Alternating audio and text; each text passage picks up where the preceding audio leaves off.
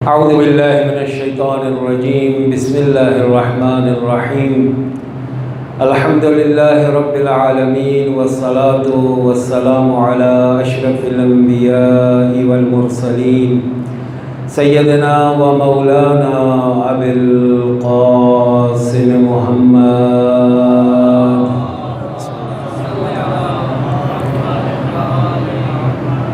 وآلہ الطیبین الطاہرین المعصومین الذین اذهب اللہ عنہم الرجس وطہرہم تطہیرا صلی علی محمد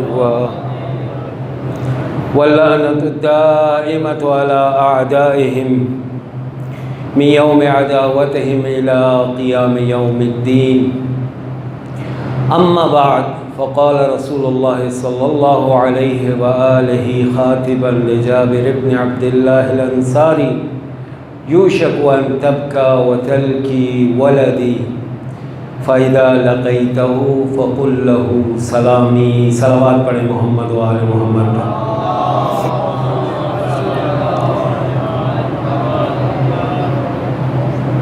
سامعین وقار، فرش اعضاء ہماری حاجات کی برابری کا بہترین مقام ہے.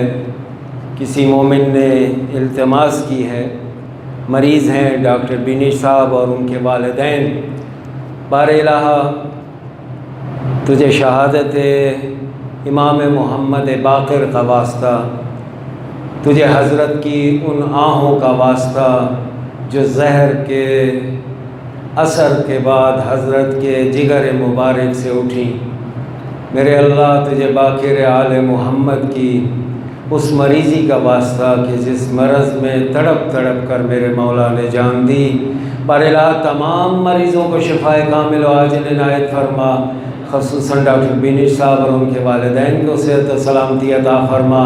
میرے اللہ جن مریضوں کو ڈاکٹروں نے لا علاج قرار دیا ہے، تو ہر شے پر قادر ہے، بار الہ ان تمام کے مریضی کو ختم فرما، شفاء کامل و عاجل نصیب فرما. پھر بھی ایک دفعہ بلند آواز سے صلوات پڑھیے محمد وآل محمد. اللہم صلی علی وآل محمد وعجل فرجہم. سامعین وقار، نہایت تیزی کے ساتھ ختمی مرتبت کا فرمان ذیشان حضرت نے جناب جابر ابن عبداللہ انصاری کو خطاب کر کے مخاطب کر کے کہا، مجھے امید ہے کہ تو زندہ رہے گا اور میرے ایک بیٹے کے ساتھ ملاقات کرے گا جس کا نام میرا نام، اور جو علم کو ایسے شکافتہ کرے گا، علم کی اس طرح گراہیں کھولے گا کہ اس کو باقر لقب دیا جائے گا. یاد رکھ، جب میرے بیٹے سے تو ملے میرا سلام عرض کرنا. میرے امام محمد باقر یعنی وہ ہستی ہیں کہ جسے میرے پیغمبر کا سلام ملتا ہے. عزیزان گرامی، ایک سوال یہاں چھوڑے جاتا ہوں صاحبان مطالعہ کے لیے، فکر کرنے کے لیے، غور کرنے کے لیے. مجھے یہ بتائیے، ائمہ میں سے آخری شخصیت کہ جس نے سرور گرامی اسلام کو درک کیا وہ حسین شہید کربلا تھے. میرے مولا علی ابن زین العابدین بھی تھے، لیکن سلام نہیں دیا بلکہ کہا میرے بیٹے محمد باقر کو میرا سلام عرض کرنا. آخر ایسی کیا وجہ ہے کہ حضرت نے اپنے اس بیٹے کو خطاب کر کے اپنے اس بیٹے تک اپنا سلام پہنچایا؟ اور جابر بھی عجیب مستوار تھے، جابر بھی اہل بیت کے عشق میں عجیب گندے ہوئے تھے. روایت کہتی ہے، بعض روایات میں کہ جابر آخری عمر میں نابینا ہو چکے تھے، بعض روایات کہتی ہیں کہ جابر ابھی نابینا نہیں تھے بلکہ امام کو انہوں نے پورے حلیے میں دیکھا، پہچاننے کے بعد ان شمائل کو جو میرے مصطفیٰ نے بیان کیے تھے جب پہچان لیا، کہا تم باقر تو نہیں؟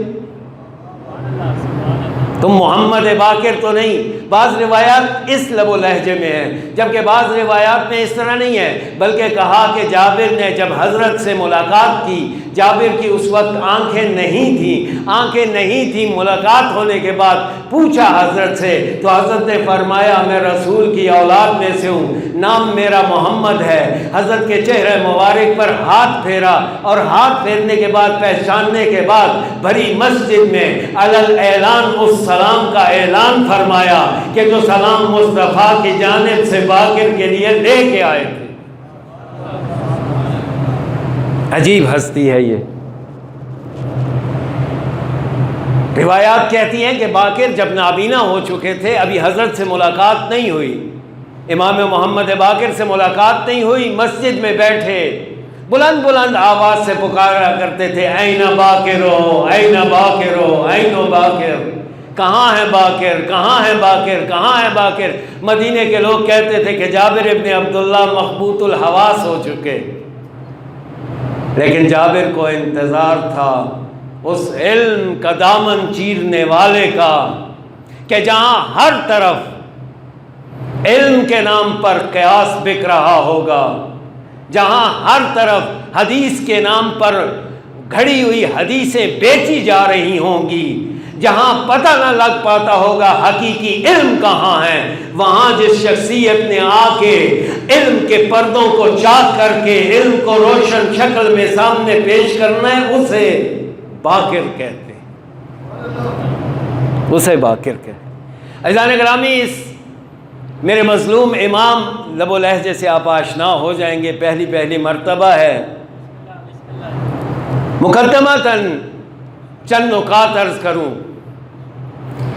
ائمہ علیہ السلام کی اگر زندگی کو دیکھیں تو بعد مصطفیٰ یہ وہ شخصیات ہیں کہ جن کے ذمے امت کی رہبری تھی، جس کے نتیجے میں انہوں نے امت کی تربیت کرنی تھی تاکہ یہ حکومت الہی کے قابل ہو سکیں، احکام شریعت کی پیروی کر کے سعادت تک پہنچ سکیں۔ یہ وہ وظیفہ ہے کہ جو مصطفیٰ کے بعد ائمہ علیہ السلام کے ذمے ہے۔ لیکن تاریخ صدر اسلام میں کیا ہوا؟ سب جانتے ہیں کہ مصطفیٰ کے بعد راہبری اس صالح شخصیت کو نہیں ملی کہ جس کا حق تھا کہ وہ معاشرے کا راہبر ہو، وہ معاشرے کی پرورش اور تربیت کرے، وہ معاشرے کو ان اقدار پر آگے بڑھائے کہ جن اقدار کے نتیجے میں معاشرہ تعلیمات اسلامی پر عمل کرے اور عمل کرنے کے بعد سعادت اخروی حاصل کرے۔ بس اگر میں کہوں تو 3 فیکٹرز ہیں، ایک راہبر، دوسرا امت، اور تیسری وہ شریعت کہ جس شریعت کو امت کو سمجھانا اور امت کو اس پر عمل پیرا کروانا ہے، اس راہبر کی رہنمائی میں کہ جس کے نتیجے میں ایک امت اسلامی تشکیل پائے گی۔ بات سمجھ میں آ رہی ہے؟ امید ہے بات سمجھ میں آ رہی ہوگی۔ بس یہ وہ وظائف ہیں کہ جس کو ائمہ علیہ السلام نے انجام دینا ہے۔ لیکن کیا ہوا؟ مصطفیٰ کے بعد راہبری کا حق کہ جو اس خاندان کا پروردگار کی طرف سے منتخب شدہ وظیفہ اور ذمہ داری تھی، اس کو ان لوگوں سے چھین لیا گیا۔ عزیزان گرامی، کیا ائمہ علیہ السلام کی ذمہ داریاں ختم ہو جاتی ہیں؟ یہ تمہید تھوڑی سی برداشت کیجیے گا، مجھے حضرت کی زندگی پر کچھ عرائض پیش کرنے ہیں، لیکن ان عرائض کے لیے جب تک یہ مقدمہ آپ کے اذہان میں نہیں ہوگا اس وقت تک گفتگو اپنی چاشنی پیدا نہیں کر پائے گی۔ ایک صلوات پڑھیے محمد و آل محمد پر۔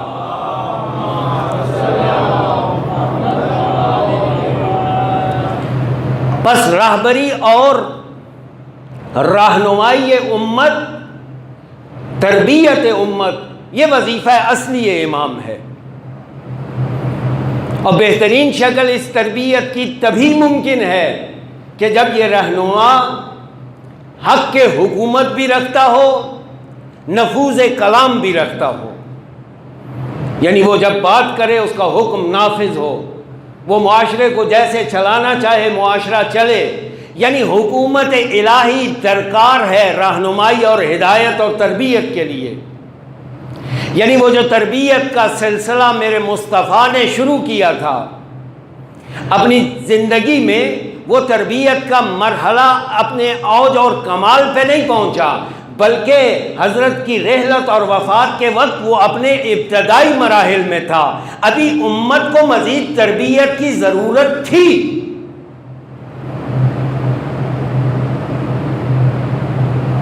یعنی امت تربیت شدہ نہیں ہو چکی تھی۔ وہ تمام واقعات گواہ ہیں کہ جو مصطفیٰ کی رحلت پہ ہوئے، جو امت کے اندر قبائلی تقسیم کی نشاندہی کرتے ہیں، وہ تمام واقعات موجود ہیں جو لوگوں کی حرص و ہوس اور اندر کی دشمنیوں اور خباثتوں کا جن میں اظہار ہوا، موجود ہیں وہ۔ یعنی میرے مصطفیٰ نے شریعت مقدسہ کے اوپر امت کو چلنا سکھایا، ابھی آغاز ہو رہا ہے۔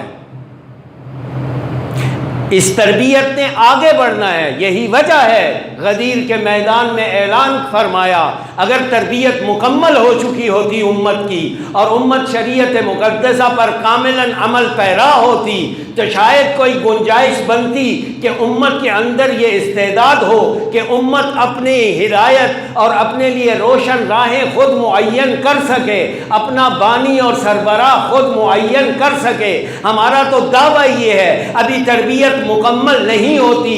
خاتمیت مصطفیٰ معنی ہی تب پیدا کرتی ہے جب امامت علی مرتضیٰ کو قبول کرو اور یہ کہو کہ امت کو اب علی کی زیر سرپرستی تربیت ہونا ہے۔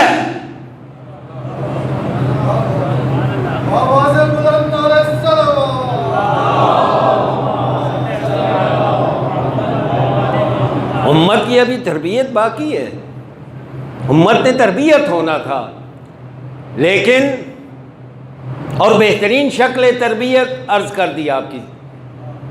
یعنی دیکھیے یہ امام بارگاہ ہے، یہاں کتنے ہی پارسال لوگ آتے ہوں گے، کچھ ہیں جو انتظامی کمیٹی میں ہیں مختلف عہدوں پر۔ بھائی مثال سے ناراض نہ ہوئیے گا امام بارگاہ والے، مثال ہے، سمجھیے اس کو، مثال ہے۔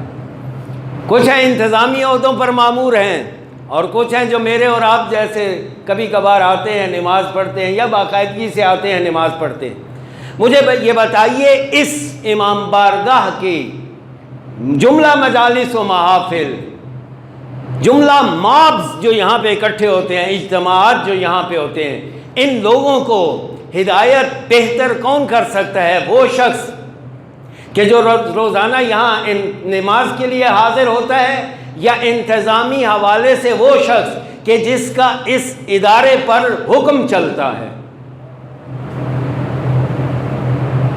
ظاہر ہے جس ادارے جس کا حکم چلتا ہے، جس کے پاس منصب ہے، جس کے پاس مقام ہے، جس کے پاس ذمہ داری ہے، کہ جس کی بات مؤثر ہوتی ہے، ظاہر ہے وہی زیادہ مؤثر واقع ہوگا۔ میں عام نمازی وہ بات کروں تو شاید سمجھ میں نہ آئے، لیکن قبلہ نور شاہ صاحب وہی بات کریں، زمین تا آسمان فرق کرے گا، کیونکہ ان کے پاس منصب ہے، ان کے پاس وظیفہ ہے، ان کے پاس عہدہ ہے، بات نفوذ رکھتی ہے، نافذ ہے۔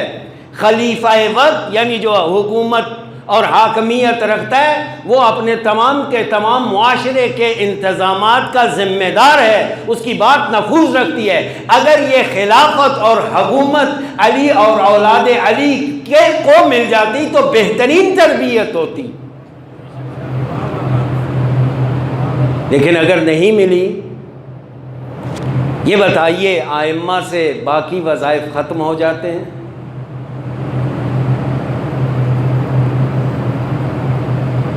ہدایت کا وظیفہ حاکمیت کے ساتھ نتھی نہیں ہے، حاکمیت کے ساتھ بہتر ضرور ہے۔ حکومت ہوگی تو ہدایت ہوگی ایسا نہیں ہے، ہدایت کا سلسلہ جاری ہے۔ اور کن کی ہدایت کرنی ہے؟ ہدایت کرنی ہے امت اسلامی کی، جن کے اذہان آمادہ کرنے ہیں کہ حق اور حق کے رستے کو شناخت کرتے ہوئے اس گھرانے کی جانب لوٹیں کہ جس کی جانب مصطفیٰ ان کو بتلا کر گئے تھے۔ یہ ایک ذمہ داری ہے جو میرے ائمہ کی ہے، جو امت کے لحاظ سے ہے، امت کو ہدایت کرنا۔ پھر دوسرا، امت میں پیدا ہونے والے وہ مسائل اور وہ مشکلات علمی کہ جن کا تعلق امت کی مجموعی ہدایت سے ہے، انحرافات علمی جو پیدا ہو رہے ہیں معاشرے میں، ان کو بھی درست کرنا اور اچھے راستے کی طرف رہنمائی کرنا، یہ بھی امام کا کام ہے۔ یہی وجہ ہے کہ میرے مولا امیر المومنین جہاں بھی امت اسلامیہ کی عزت و آبرو کو زمین پیروں تلے رونتے ہوئے دیکھتے، فوراً میدان میں نکل کے آتے، مشورے بھی دیتے اور اسلام کا دفاع بھی کرتے۔ بعض نابلد لوگوں نے، تاریخ سے ناآشنا اور مزاج امامت سے ناآشنا لوگوں نے یہ سمجھا ہے کہ علی کی تو بڑی دوستی تھی، علی کی کسی فرد سے دوستی نہ تھی، علی کی اصل اسلام سے دوستی تھی۔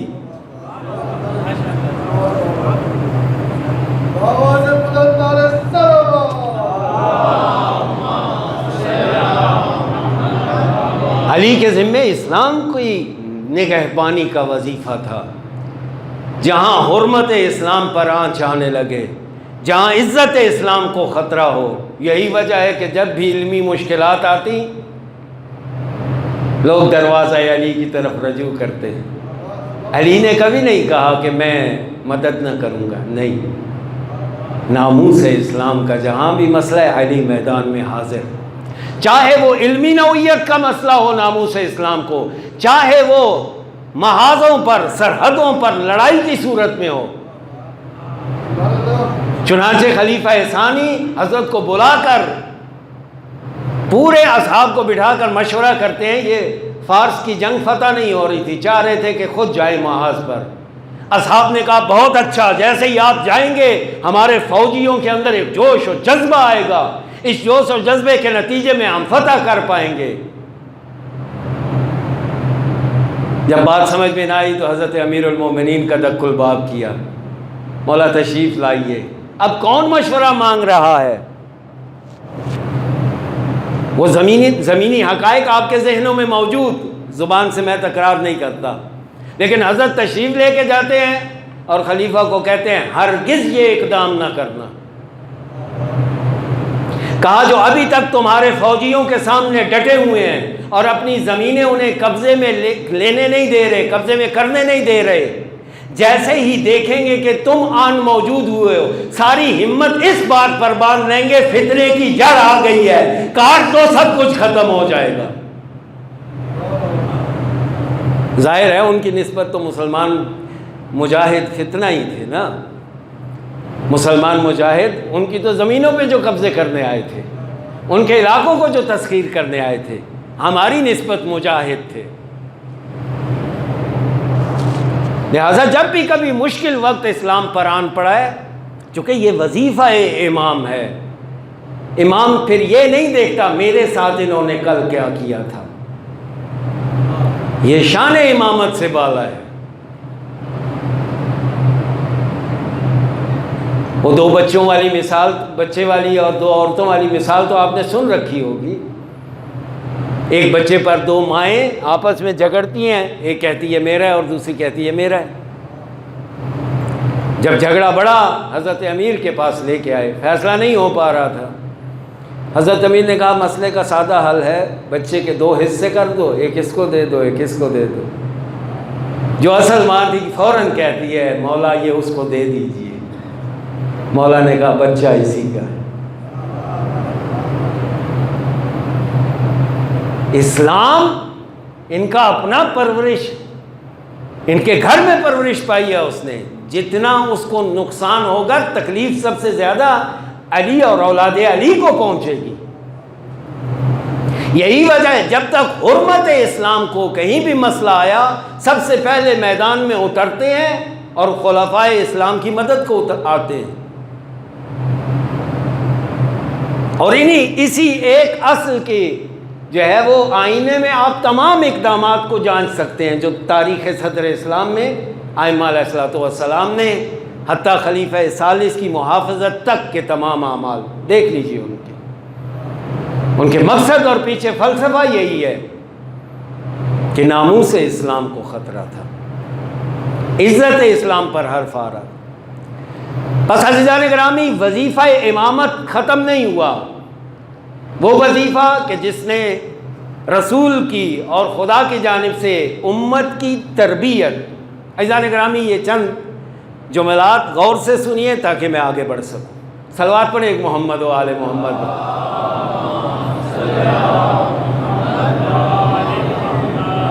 نہ جانے آپ لوگ عادی بھی ہیں یا نہیں۔ نور شاہ جی، آپ کے وجود نے مجھے کچھ اطمینان دلایا ہے کہ عادی ہوں گے۔ صلوات پڑھیں ایک محمد و آل محمد و آل محمد۔ بس یہ وظائف ائمہ کے ذمے ہیں۔ تربیت امت ایک، ہدایت امت، حفاظت ناموس امت، یہ وظیفہ امامت ہے کہ جو انجام دینا انہوں نے ہر صورت۔ کہاں کہاں ناموس، علمی مسئلہ ہو تو بھی حفاظت کرنی ہے، اور فزیکل مسئلہ ہو تو بھی، جب بھی ناموس خطرے میں ہوگی۔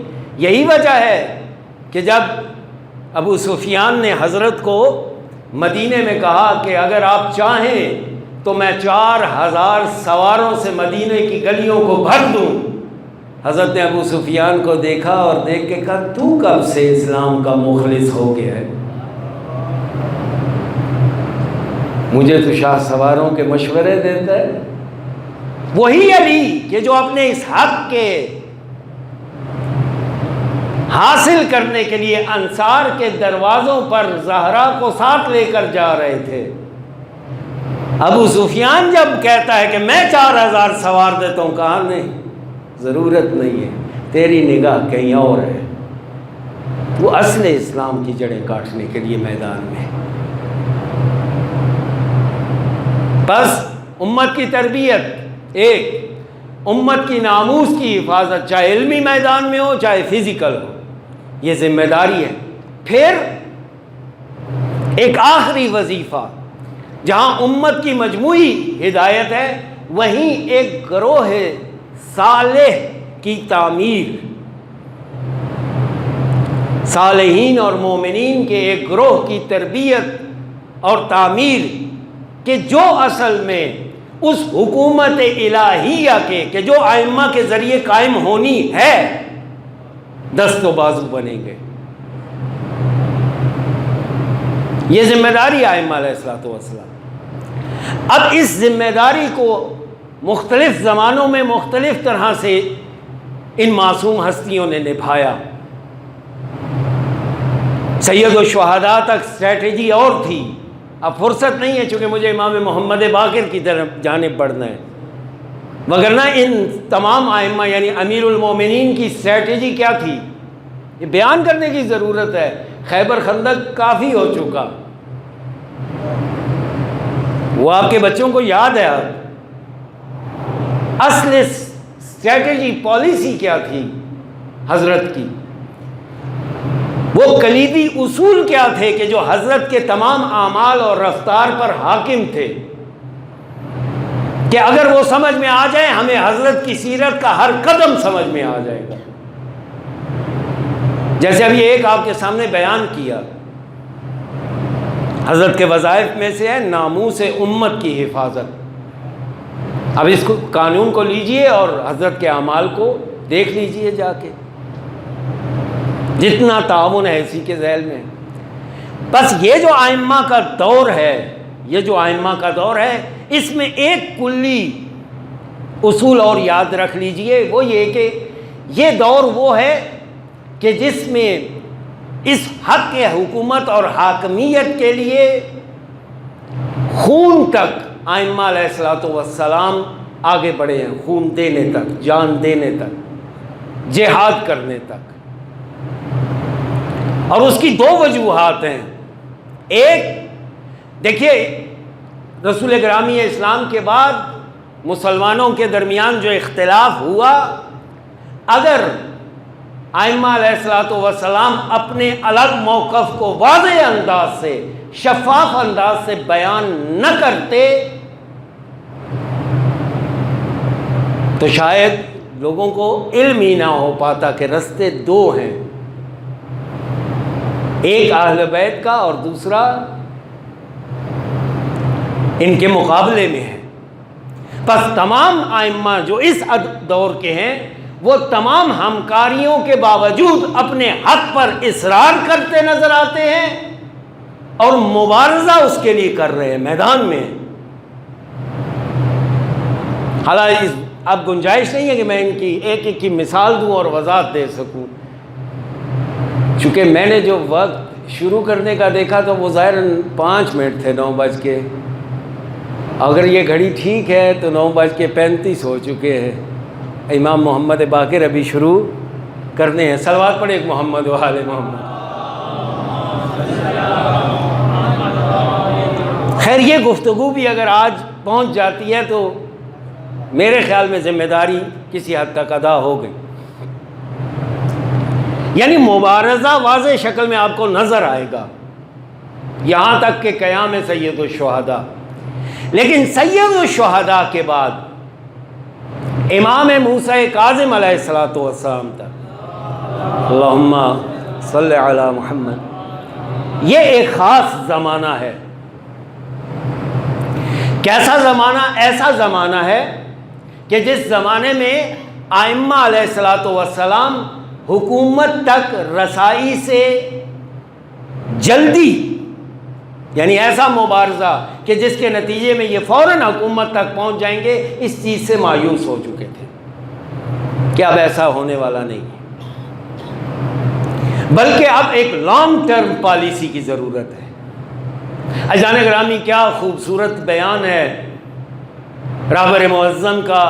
یہ کتاب 250 سالہ انسان، حضرت فرماتے ہیں کہ ائمہ علیہ السلام کی زندگیوں کو اگر آپ جانچنا چاہتے ہیں تو آپ انہیں اس طرح سے جانچیے کہ یہ 250 سال گویا ایک انسان ہے جس نے زندگی گزاری ہے۔ 250 سال ایک انسان ہے جس نے زندگی گزاری ہے۔ جیسے آپ کی زندگی میں اتار اور چڑھاؤ ہیں، ویسے ہی اس زندگی میں بھی اتار اور چڑھاؤ ہیں۔ یعنی آپ جب نوجوانی میں تھے آپ کے جذبات اور تھے، توقعات اور تھیں، امیدیں اور تھیں، ولولہ اور تھا، ہمت اور تھی، چونکہ وسائل اور تھے، ضروریات اور تھی، لہٰذا اقدامات بھی مختلف ہوئے۔ لیکن جیسے ہی پختگی کی طرف جانے لگ پڑے، وسائل مختلف ہوئے جو نوجوانی میں تھے اس سے۔ جب وسائل بدلے، امیدیں بدلی، اسٹریٹجی بدلی، پلان بدلا زندگی کا۔ وہ جوانی میں جب آپ تھوڑی سی کسی کی بات کرنے پر بھڑک اٹھتے تھے، اب نہیں بھڑکتے۔ کیوں؟ اب آپ کی اسٹریٹجی تبدیل ہو چکی ہے۔ ایسے نہیں ہے کہ آپ وہ شخص نہیں ہیں، وہی شخص ہیں، اسٹریٹجی تبدیل ہے۔ اس وقت کے وسائل اور مسائل اور تھے، آج کے وسائل اور مسائل اور ہیں۔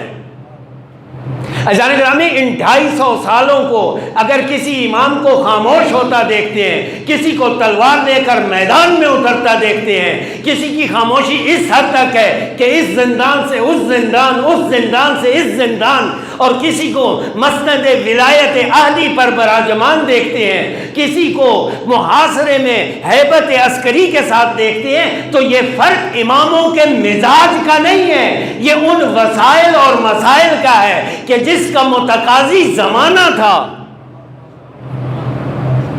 جیسا زمانہ ویسا ہی عمل، جیسے آپ اپنی زندگیوں میں کرتے ہیں، کہیں بڑھ کے چپیڑ مار دیتے ہیں، کہیں ذرا خاموشی کر لیتے ہیں، سمجھتے ہیں کہاں چپیڑ کی ضرورت ہے، کہاں خاموشی کی ضرورت ہے۔ ائمہ علیہ السلام کی زندگیوں کو اس پہرائے میں اور ان اصولوں کی روشنی میں جانچنے کی ضرورت ہے۔ اور یہ چلیے اب بات یہاں تک آ گئی تو ایک جملہ مزید اضافہ کر دوں، طبیعتیں تھوڑی سی جو ہے ان میں فر اور سرور بھی ایجاد ہو۔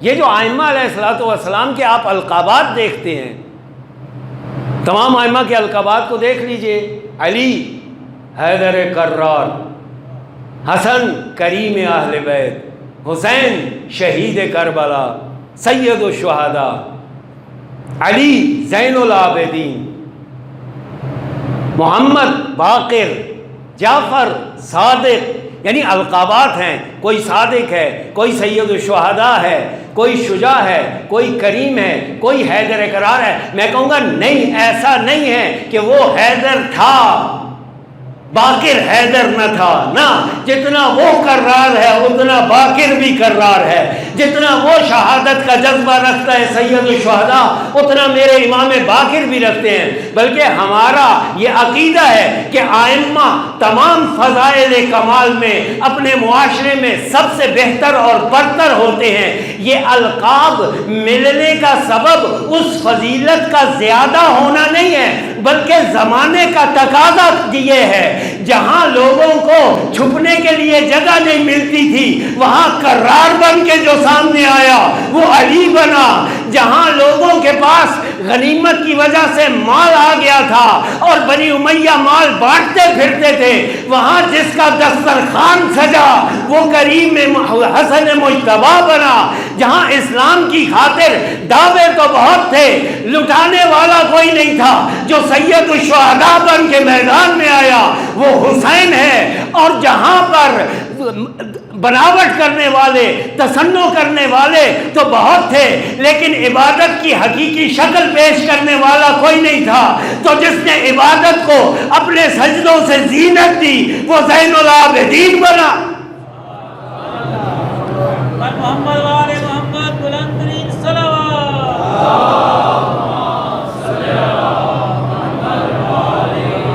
یہ تو زمانے کا تقاضا تھا، کسی کی شہادت کا جذبہ بڑھ کے سامنے آیا، کسی کی کرار اور حیدر ہونا سامنے آیا، کسی کا کرم سامنے آیا، کسی کا علوم کو شکافتہ کرنے والا بن کے سامنے آیا۔ وہ زمانہ تھا کہ ہر طرف جن ائمہ کی ایک کثرت ملتی تھی، کوئی امام کوفے بیٹھ کے فتویٰ دے رہا ہے، میں فقط اشارے کرتا ہوں، نام لینا مناسب نہیں، کوئی امام بصرے میں بیٹھ کے فتویٰ دے رہا ہے۔ فتووں کی بہتات ہو گئی، جہاں پتہ نہیں لگتا تھا سچا علم مصطفیٰ کون ہے، جھوٹا علم مصطفیٰ کون سا ہے، وہ وہاں جس شخصیت نے صادق کا لقب پایا کہ اگر سچا لینا ہے علم تو یہ صادق ہے۔ عزیزان گرامی، ان حکمتیں، ان القابات میں حکمتیں ہیں، جسے اپنے تئیں محاصرے میں رکھا ہوا تھا۔ سامرا چھاونی تھی، چھاونی، آپ کے تو قریب ہیں کافی چھاونیاں، چھاونیوں کا مزاج ہوتا ہے۔ میں چونکہ ساری زندگی چھاونی میں گزاری ہے، بابا جو ہیں وہ فوج سے ریٹائر ہوئے تھے، تو ہمیں یاد ہے 1 سٹار گاڑی آ رہی ہے، 2 سٹار گاڑی آ رہی ہے، 3 سٹار گاڑی اور پھر جو ہٹو بچوں کا شور ہوتا تھا سڑکوں پہ، ہوٹر بج رہے ہیں۔ آپ نے پتہ نہیں اس علاقوں میں تو روٹس نہیں لگتے ہوں گے، اسلام آباد ہائی وے والے روٹس کو بڑا بہتر جانتے ہیں، جب روٹس لگتے ہیں تو ہٹو بچو۔ اب جہاں ایسے بڑے بڑے عہدے چھاونی میں، ظاہر ہے جرنیل کرنیل سارے وہاں پہ ہوتے تھے، یہ سب کے درمیان عسکری کو رکھا تاکہ دب کے رہ جائے اتنے بڑے بڑے عہدوں میں، لیکن اللہ نے کیا کیا، اسی کی ہیبت کو معروف کر دیا۔ ہیبت العسکریہ، وہ جسے اپنے تئیں چھاونیوں میں دبوچا تھا کہ اس کا اثر ختم ہو جائے، خدا نے اسے پھر اتنی ہیبت بخشی۔ عزیزان گرامی، یہ بس میرے مولا امام علی زین العابدین سے لے کر میرے مولا امام موسیٰ کاظم تک کے زمانے کو آپ وہ زمانہ کہہ سکتے ہیں کہ جس میں ائمہ کی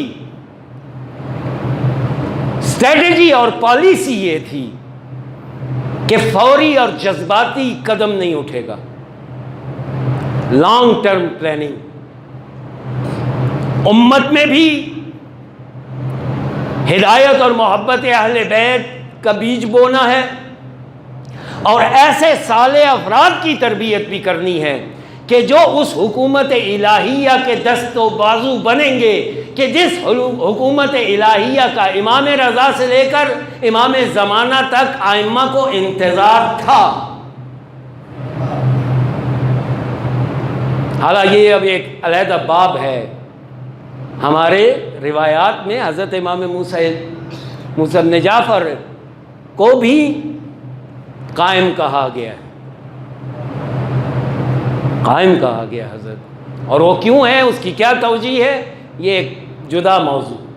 بس یہ تمام کا تمام حالت یہ تھی کہ میرے مولا امام زین العابدین جس ٹائم اس وحشت برے کربلا کے میدان کے ماحول سے نکل کے واپس آئے نا مدینہ میں، صورتحال یہ تھی عزیزان گرامی، ایک پہلو صورتحال یہ تھی، حضرت فرماتے ہیں ما ببکۃ و مدینۃ 20 رجلا یحبون اہل البیت، پورے مکہ اور مدینہ میں 20 آدمی ایسے نہ تھے جو ہم سے محبت کرتے ہوں۔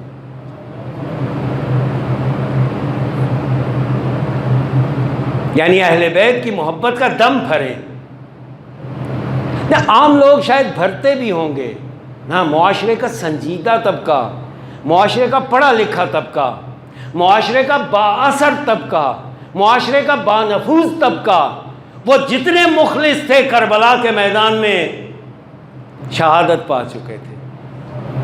یعنی تشیع کے مخلصین اور صالحین کا لشکر خالی ہو چکا تھا۔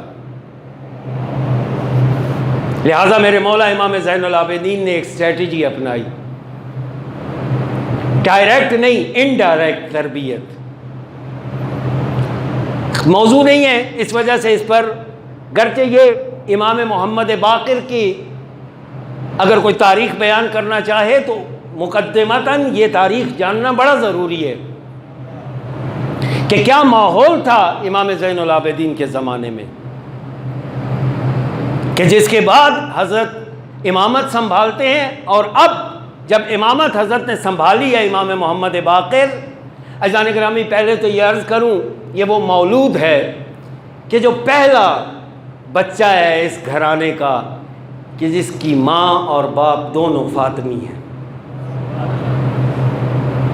یہ پہلا اس گھرانے کا بچہ ہے جو نجیب الطرفین ہے، جس کی دونوں طرفیں نجیب ہیں، باپ بھی فاطمی سید ہے اور ماں بھی فاطمی سید ہے، جناب فاطمہ بنت الحسن علیہ السلام، جن کے بارے میں صادق آل محمد کا یہ فرمات ہے کانت صادقۃ، یعنی صدیقہ طاہرہ جناب سیدہ زہرا کے حوالے سے یہ لقب آپ کو روایات میں ملتا ہے، اور دوسری دفعہ یہ لقب معصوم کی زبان سے جناب فاطمہ والدہ جناب امام محمد باقر کے لیے کانت صادقۃ، حضرت فرماتے ہیں سچ میری دادی سچی خاتون تھی کہ حسن کی اولاد میں اس سے بڑھ کر کوئی عورت نہ ہوئی۔ مولا امام حسن کی اولاد میں یہی وجہ ہے، تاریخ نے لکھا ہے، مولا امام محمد باقر خود نقل کرتے ہیں اس واقعے کو کہ میری والدہ دیوار کے جو ہے وہ ساتھ بیٹھی ہوئی، ایک دم دیوار سے آواز نکلی، یعنی وہ جو دیوار گرنے سے پہلے ذرا آواز آتی ہے نا ارتعاش کی، وہ آواز ایک دفعہ بلند ہوئی ہے، جناب سیدہ بیٹھی ہوئی ہے وہاں پر، آواز جیسے سنی ہے دیوار پر ہاتھ رکھا ہے، تجھے مصطفیٰ کا واسطہ ہے جب تک نہیں اٹھتی ہوں گرنا نہیں۔ روایت کہتی ہے جب تک میری بیوی بیٹھی رہی ہے دیوار ہلی نہیں، جیسے ہی اٹھی ہیں دیوار گری۔ نجیب الطرفین سید پہلے مولا امام باقر، وگرنہ ایک طرف فاطمی ہے تو دوسری طرف مختلف ہیں، علوی ہیں غیر علوی ہیں، یہ پہلا نجیب الطرفین سید امام محمد باقر۔ اور میرے یہ مولا جس زمانے میں امامت کو سنبھال رہے ہیں، اگر میں اشارتاً اس زمانے کے اوصاف بیان کر سکوں اور پھر حضرت کے کردار پر کہ جو ناممکن ہے باقی ماندہ وقت میں، برال تبرکاً کچھ ضرور عرض کروں گا۔ عزیزان گرامی 5 قسم کے انحرافات کا سامنا تھا امت اسلامیہ کو، صرف یہ انحرافات سن لیجئے، حضرت نے ان سے پھر کیسے مبارزہ اور لڑائی کی، انشاءاللہ زندگی رہی تو کسی نشست میں ضرور آپ کی خدمت میں عرض کروں۔ 5 قسم کے انحرافات۔ پہلا انحراف جو امت میں آ چکا تھا سیاسی نوعیت کا انحراف تھا، یعنی امویوں نے جو اسلام پر سب سے بڑا ظلم کیا، بنی امیہ نے، گرچہ اس سے پہلے بھی اصلاً اولاد علی کو چھوڑ کر کسی اور کو ہدایت کا مرکز بنانا یہ بہت بڑا ظلم تھا، لیکن بہرحال وہ جو ظلم کیا گیا اس میں موروثیت ابھی تک شامل نہیں ہوئی تھی، وراثت اور ملوکیت شامل نہیں ہوئی تھی، بادشاہوں والا مزاج شامل نہیں ہوا تھا ابھی تک۔ بنی امیہ کا جو سب سے بڑا ظلم ہے اسلام کے ساتھ وہ یہ کہ دین اسلام کو خلافت کے مزاج سے لے کر ملوکیت کا مزاج دے دیا، کہ جس کو بڑے بہترین انداز سے ابو العلا مودودی صاحب نے اپنی کتاب خلافت و ملوکیت میں بیان کیا ہے۔ یعنی ایک انحراف ہے ملوکیت کے جہاں استعداد نہیں دیکھی جاتی، جہاں قابلیت نہیں ہے، وہاں باپ سے بیٹا وراثت میں حکومت لے رہا ہے۔ جو ملوکیت اور شہنشاہیت ہمارے ہاں بھی ہے، ناراض تو نہیں ہوتے مثال دے دوں؟ بھائی مثالیں آپ کی آنکھوں کے سامنے ہیں، میں اب کیا کہوں؟ فلاں کا بیٹا، فلاں کی بیٹی اور اس کا پوتا، یہ مزاج ملوکیت تباہی ہے، تباہی۔ پھر جہاں مزاج ملوکیت ہوتا ہے وہاں پر نتائج بھی کیا نکلتے ہیں؟ ہمیشہ جہاں مزاج ملوکیت ہوگا وہاں استبداد ہوگا اور خوف کے بل بوتے پر سیاست کی جائے گی، یاد رکھیں گے۔ وہ ملک چاہے سوٹی ہاتھ میں لے کے آئے، چاند ستارے سجائے ہوئے ہوں اس نے، بالکل استبداد ہوگا، یاد رکھیے۔ پھر خوف کے ذریعے، پھر معاشرے کے بابصیرت لوگوں کو خوفزدہ کیا جائے گا۔ یہ ان کی عادت ہے پرانی، آج کی نہیں ہے، یہ پرانی عادت ہے۔ جو سوال پوچھے گا، جو جواب مانگے گا، وہ کبھی ایک شہر سے دوسرے شہر دھکے کھا رہا ہوگا، دوسرے شہر سے تیسرے، کہ جو چار بولنے والے ہیں ان کی بھی زبانیں گونگی ہو جائیں۔ یہ طریقہ ہے ملوکیت کا، اور یہ اس زمانے میں بھی تھا۔ آج کم ہے، اس زمانے میں بہت زیادہ تھا، کیونکہ اس زمانے کا ملک بالکل قابل پرسش نہیں تھا، کوئی سوچ نہیں سکتا تھا بادشاہ سے سوال پوچھے۔ یہ جو ملوکیت ہے، اسلامی حکومت کے نام پر ملوکیت کو مسلمانوں میں رائج کرنا، یہ ایک بڑا انحراف ہے جس کا سامنا میرے مولا امام محمد باقر کو ہے، اور اس سے مبارزہ کرنا ہے۔ ایک مشکل۔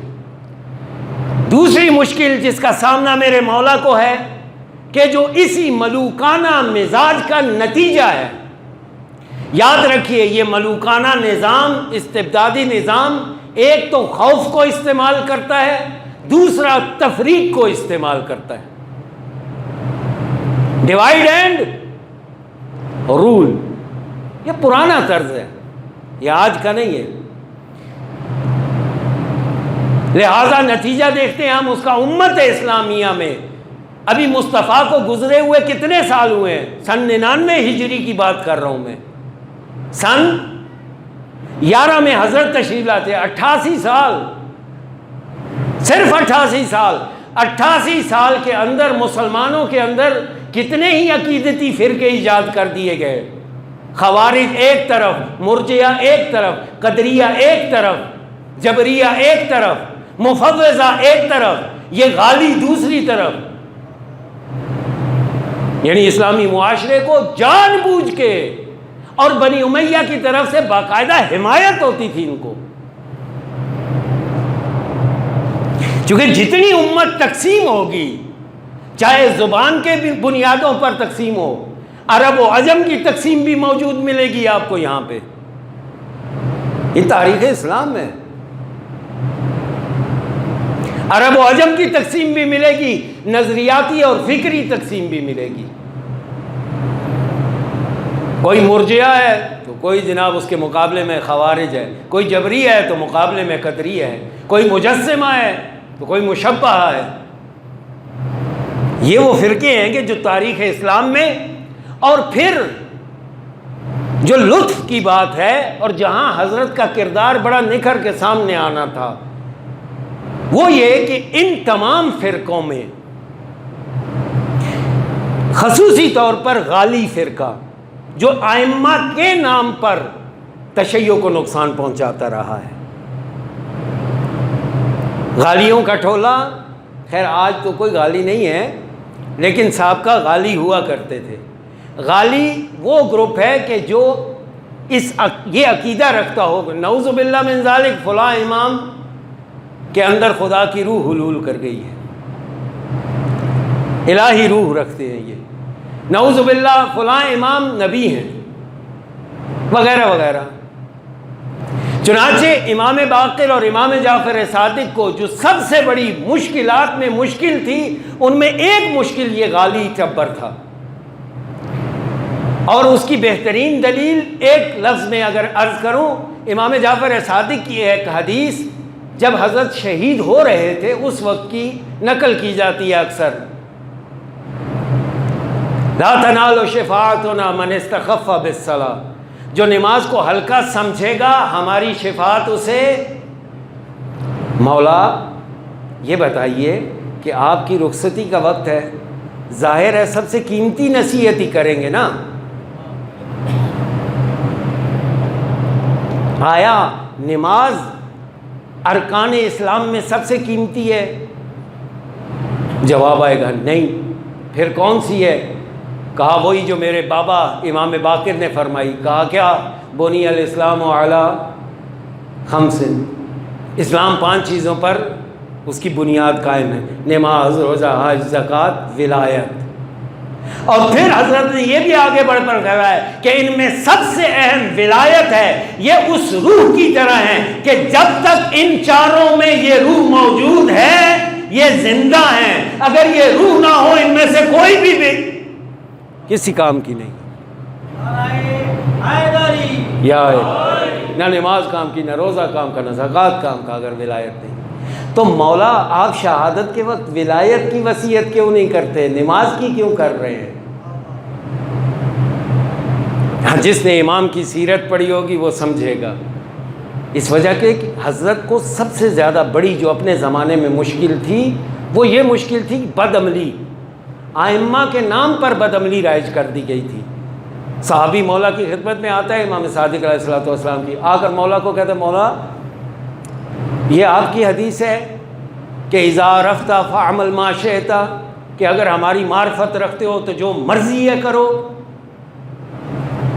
کہا ہاں بالکل ہماری حدیث ہے کہ جب ہماری معرفت رکھتے ہو تو جو مرضی ہے کرو۔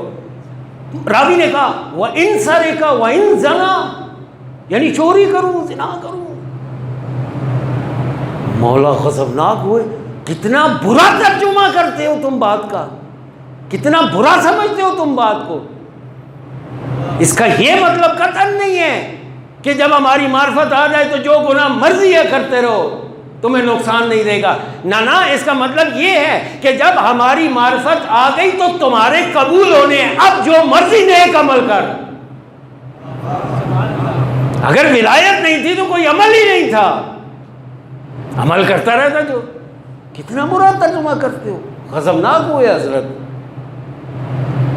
لہٰذا بد عملی رواج پا چکی تھی امامت کے نام پر، لہٰذا امام بھی جو آخری ضرب لگا کر جا رہے ہیں وہ بد عملی کو لگا کے جا رہے ہیں۔ خبردار جس نے نماز کو حقیر خفیف جانا اسے ہماری شفاعت نہیں۔ یعنی یہ وہ زمین ہے، حقائق ہیں کہ جن کی بنیاد پر احادیث سمجھی جاتی ہیں۔ بس حضرت کی دوسری مشکل یہ تقسیم، خصوصاً غالیوں کی تقسیم، کہ ان لوگوں نے شیعوں کو، عام شیعوں کو گمراہ کیا، عام شیعوں کو گمراہ کیا۔ نہ فقط یہ گمراہ کرتے تھے بلکہ خوارج نے شیعوں کو گمراہ کیا، مرجئہ عام شیعوں کو گمراہ کرتے تھے، قدریہ عام شرک، جیسے ابھی بھی ہمارے اندر کئی ایسے عقائد ہیں، کئی ایسے عقائد عوام کی سطح پر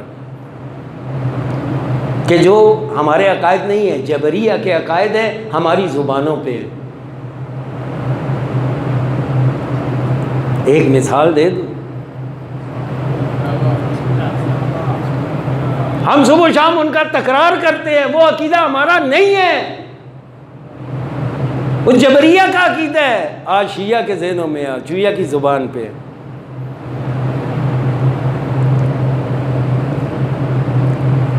ناراض تو نہیں ہوں مثال دوں تو؟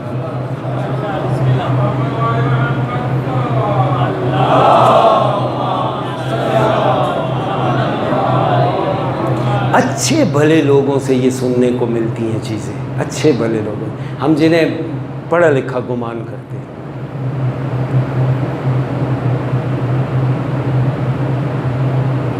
یہ خدا کی مشیت کے بارے میں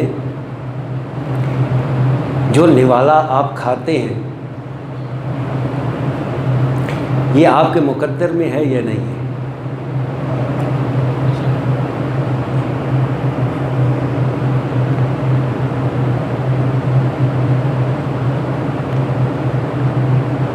مقدر پہ مانیے قسمت، اور جی یہ قسمت میں تھا، یہ قسمت میں نہیں ہے۔ اسے کبھی مطالعہ کیجیے، سوال کیجیے کہ کیا ہے۔ مرجئہ کے نام پر بہت سے عقیدے ہمارے اندر رواج پا گئے، یہ تاریخ میں ہوا ہے، اس کا نتیجہ نکلا ہے۔ مرجئہ وہ طبقہ ہے کہ جو ایمان کو کافی سمجھتا ہے، عمل کی کوئی حیثیت نہیں۔ ان کے مقابلے میں خوارج تھے جو عمل کو کلیدی حیثیت دیتے تھے، ایمان کو بھئی جس نے ایک گناہ کبیرہ بھی کر لیا وہ کافر، اس کا ایمان ختم۔ جبکہ مرجئہ کہتے تھے ایمان حقیقت ہے، عمل اللہ بخش دے گا۔ ابھی آپ دیکھیں آپ کے ہاں اصل کس کو ہے، ایمان کو یا عمل کو؟ ایمانداری سے پوچھو۔ ہمارے ہاں ممبروں سے مسلسل ہمیں سنایا جاتا ہے ایمان ایمان ایمان ایمان ایمان۔ یہ مرجئہ کا عقیدہ ہے، تشیع کا عقیدہ نہیں۔ تشیع کا عقیدہ وہی ہے جو سورہ عصر نے بیان کیا، والعصر ان الانسان لفی الا الذین آمنوا۔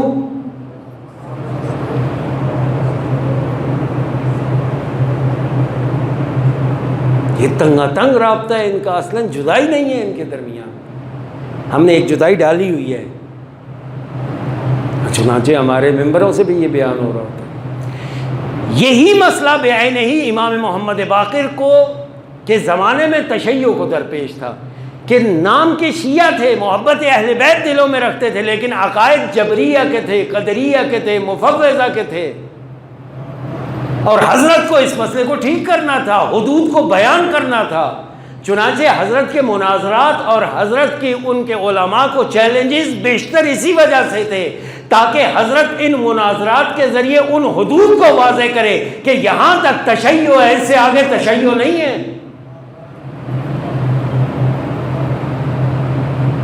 یہ مسئلہ۔ تیسرا مسئلہ جس کا سامنا حضرت کو تھا وہ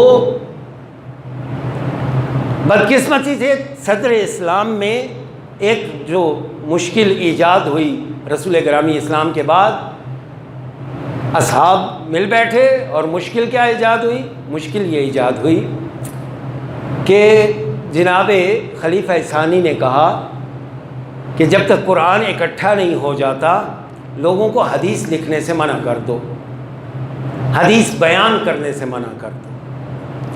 منع کتابت حدیث یہ ایک موضوع ہے مستقل، اسلام کا بڑا جو ہے نا دردناک باب ہے یہ، کہ جس کو عمر ابن عبدالعزیز نے امام باقر کے زمانے میں کھولا، کہ جو پابندی لگا دی تھی گئی تھی حدیث کے بیان کرنے پر، اس باب کو ختم کیا کہ عمر ابن عبدالعزیز نے،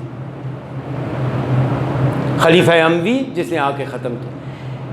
اس کے نتیجہ یہ نکلا، خیر اس کی اسباب کیا کیا تھے وہ تفصیل ہے، لیکن نتیجہ اس کا یہ نکلا کہ مسلمان معاشرے میں جعلی حدیثوں کا رواج ہو گیا، یہاں تک کہ میرے مولا امام رضا نے اموی حاکموں کی طرف سے جو جعلی حدیثیں بنائی گئی نا، ان حدیثوں میں اپنی یعنی شیعوں سے منسوب بھی حدیثیں ذکر کی ہیں.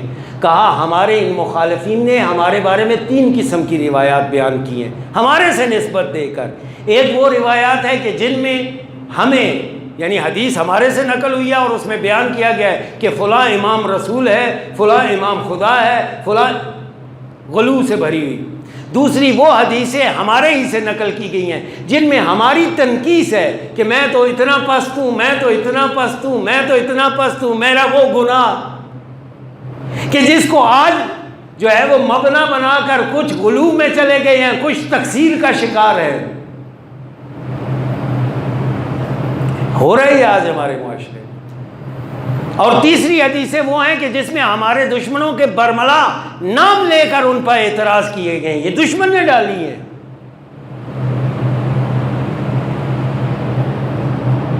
یعنی میں جو آپ بستی کے لوگ ہیں، آپ کے منتظمین اور آپ چند ایک احباب کا باہر نام لے کر شور مچانا شروع کر دو گلیوں میں کہ فلاں صاحب کہتے ہیں کہ یہ مسجد کافروں کی ہے، فلاں صاحب کہتے ہیں یہ مسجد کافروں کی ہے. نتیجہ کیا نکلے گا؟ اس پوری آبادی میں آپ کی نسبت نفرت پڑ جائے گی. جھوٹ بولا ہے میں نے. یہی کام ہمارے سے منفور کرنے کے لیے تاریخ میں کیا گیا ہے جعلی حدیث کی شکل میں. تشیع کے نام پر مخالفین تشیع کی عیب جوئی کی گئی ہے. یہ ایک مشکل تھی کہ جس کا مبارزہ اور مقابلہ حضرت کو کرنا. اور پھر ایک بڑی آخری مشکل صوفیہ کے نام سے دین اور سیاست کی جدائی. مشکلات اور بھی ہیں جو خارجی مشکلات ہیں، یہود و نصارہ کے ساتھ جو دشمنیاں اور مشکلیں تھیں، یہ تمام کی تمام وہ مسائل تھے کہ جو میرے مولا امام محمد باقر کو جن کا سامنا تھا، اور حضرت نے ان کے حل کے طور پر ایک بڑا قدم اٹھایا، دانشگاہ جعفریہ کی بنیاد رکھی.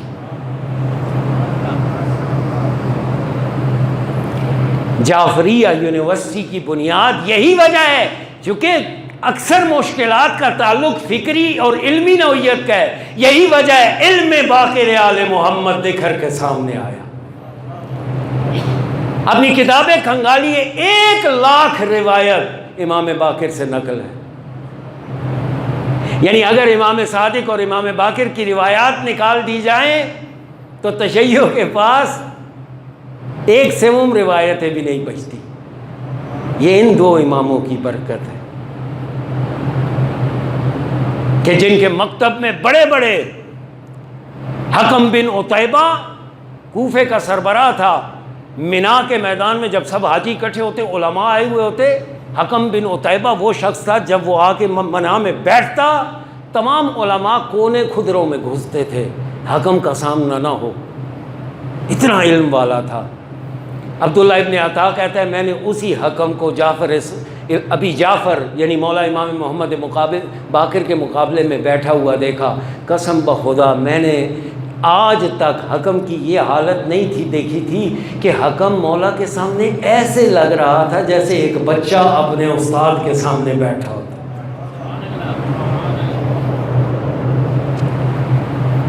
اس گھر کا ورثہ ہے علم. قسینہ رزینہ للقسمت الجبار فینا لنا علم وللأعداء مالو. ہم جبار کی اس تقسیم سے راضی ہیں کہ علم ہمارے لیے رکھا، مال ہمارے دشمن کے لیے رکھا. عزیزان گرامی، جتنا یہ گھرانہ عزیز تھا، جتنا یہ گھرانہ عظمت والا تھا، جتنا گھرانہ یہ برکت والا تھا، جتنا گھرانہ یہ بلندیوں اور پاکیزگیوں والا تھا، تاریخ نے اسی قدر اس گھرانے کے ساتھ ناانصافی کی. عزیزان گرامی، جانتے ہیں میرا یہ مولا امام باقر وہ مظلوم امام ہے جو 2 مرتبہ شام گیا ہے.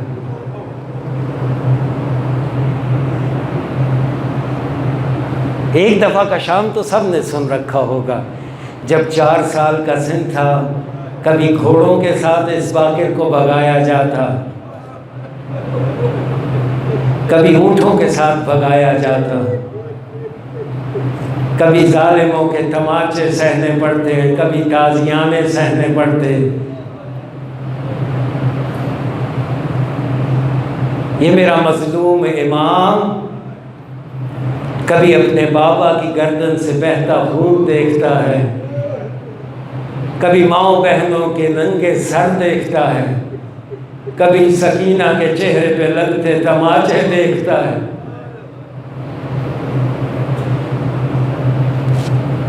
کربلا کے اس حادثے کے سب سے بڑے راوی امام محمد باقر ہیں، جو خود فرماتے ہیں نہ جانے کیسے کیسے مظالم میں نے کربلا کے میدان میں دیکھے۔ 4 سال کا سن ہو جس بچے کا، کیا تکلیفیں دیکھی ہوں گی میرے مولا نے۔ عزیزان گرامی، تاریخ نے یہ بھی لکھا، شام کے بازار میں جب مسلمانوں نے آل محمد کے اس قافلے کو وارد کیا ہے نا، تو قصر کے بالمقابل بازار میں ایک جگہ تھی، ان ظالموں نے اس جگہ پر اہل بیت کو لے جا کر کھڑا کیا۔ جانتے ہیں کون سی جگہ تھی؟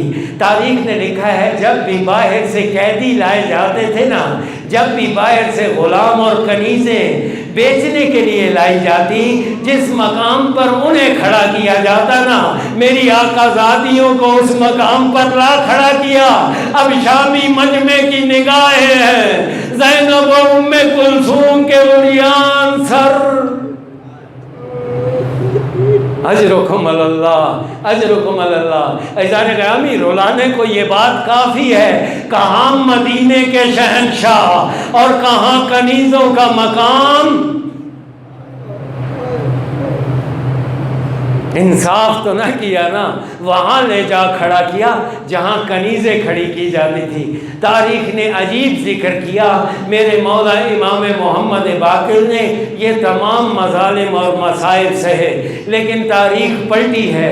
حشام کمینے کے زمانے میں جب حضرت کے اقدامات دیکھ دیکھ کے حشام تنگ آ گیا نا، تو اپنے مدینے کے والی کو لکھتا ہے گرفتار کر کے محمد باقر کو جعفر صادق کے ساتھ شام کی طرف روانہ کر۔ اور کمینوں نے اہتمام کیا کیا، شام کے دروازے پر پہنچ کے پہلے آقا زادیوں کے ساتھ باب سعد پر 9 گھنٹے میرا امام کھڑا رہا تھا۔ تاریخ نے اب یہ لکھا کہ جعفر صادق کی توہین کرنے کے لیے، محمد باقر کی توہین کرنے کے لیے 3 دن شہر کے دروازے پہ بٹھائے رکھا۔ میرے مولا کو شہر کے اندر آنے کی اجازت نہیں ملی۔ میں کہتا ہوں جیسے ہی شہر میں داخل ہوئے ہوں گے، ساتھ میرے مولا کے اپنا بیٹا صادق آل محمد بھی ہوگا۔ کیا بتاتے ہوں گے، او بیٹا یہ بازار ہے جہاں تیری دادیوں کے سروں میں پتھر لگے، او بیٹا یہ بازار ہے جہاں تیرے دادا حسین کے سر نے قرآن کی تلاوت کی، بیٹا یہ وہ جگہ ہے جہاں قیدیوں کو کھڑا کیا جاتا تھا۔ لیکن ہائے افسوس، امت نے مصطفیٰ کی بیٹیوں کو لا کر اجرکم اللہ۔ امام صادق کو کیا کیا ذکر کرتے ہوں گے۔ عزیزان گرامی، اس کمینے نے اپنے تمام درباریوں کو کہہ رکھا تھا جیسے ہی ابی جعفر محمد باقر اندر آئیں تم سب ان کی توبیخ کرنا، سب ان کو تنبیہ کرنا۔ جیسے ہی حضرت وارد ہوئے، دربار میں ایک اجتماعی سلام کیا اور ایک کونے پر جا کر بیٹھ گئے۔ حشام مخاطب کر کے کہتا ہے میں نے سنا ہے کہ تو بھی امامت کا دعوے دار ہے، میں نے سنا ہے کہ تو بھی لوگوں سے خیرات وصول کرتا ہے، میں نے سنا ہے کہ تیری بھی لوگ بیعت کرنے آتے ہیں۔ حضرت نے خاموشی اختیار کی، بھرے مجمع نے پھر تانے دینے شروع کیے۔ کوئی ادھر سے تانا دیتا ہے اور تو حسین کا بیٹا ہے نا، تو علی ابن زین العابدین کا بیٹا ہے۔ ہر ایک نے تانا دینا شروع کیا۔ جب سب تانے دے چکے، میرے مظلوم نے خطاب کر کے کہا او کمینوں، تم نے اپنی دنیا کی خاطر اپنی عقبہ کو بیچ دیا۔ یاد رکھو العاقبۃ للمتقین، یہ چند روزہ شاہی تمہیں کچھ فائدہ نہ دے گی، آخر میں کام آنا ہے تو تقویٰ نے۔ اسے واپس بھجوایا گیا مولا کو، اور پھر حکم دیا گیا ساتھ ساتھ اپنے چچا زاد کو کہتا ہے ابراہیم اس کو زہر دے.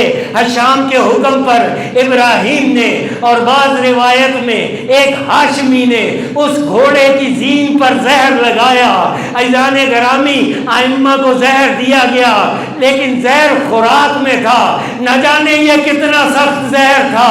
جیسے ہی زہر زین پہ لگا حضرت کی ٹانگوں کو وہ زینیں ٹچ ہوئی لیکن روایت کہتی ہے حضرت کی لاتوں میں ورم آ گیا.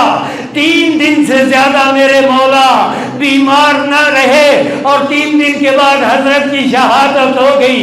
جیسے ہی شہادت ہوئی حضرت امام صادق نے تجہیز و تکفین کا بندوبست کیا. مدینے میں عظمت اور شان سے جنازہ اٹھا.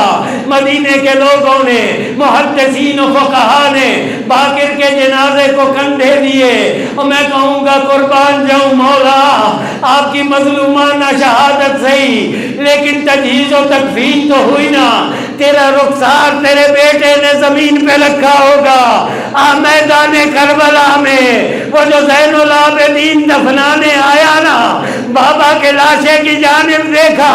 بنی اسد کو کہا اور بنی اسد والوں ایک چٹائی لے کے آؤ میں بابا کا دہنا حصہ اٹھاتا ہوں. بانا ہاتھ سے گر جاتا ہے بانا اٹھاتا ہوں دہنا گر جاتا ہے لیکن جیسے ہی قبر میں اتارا ہوگا حکم ہے چہرہ قبلہ رخ کرو. میں کہوں گا او میرے مولا زین العابدین ہائے تیری غربت. جیسے ہی بابا کے چہرے کی جانب دیکھا ہوگا کیا کہا ہوگا او میری کٹی رگوں والے بابا او میرا بیٹا شرعی حکم بھی پورا نہیں کر سکتا. انا للہ و انا الیہ راجعون.